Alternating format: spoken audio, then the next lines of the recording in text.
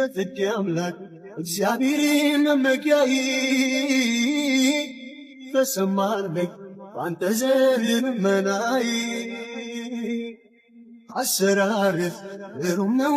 አንተ ጌታ የምስኪኑን ቋጠሮ ስትፈታ የጽድቅ አምላክ እግዚአብሔር መመኪያዬ ተሰማልኝ አንተ ዘንድ ልመናዬ አሰራርህ ግሩም ነው አንተ ጌታ የምስኪኑን ቋጠሮ ስትፈታ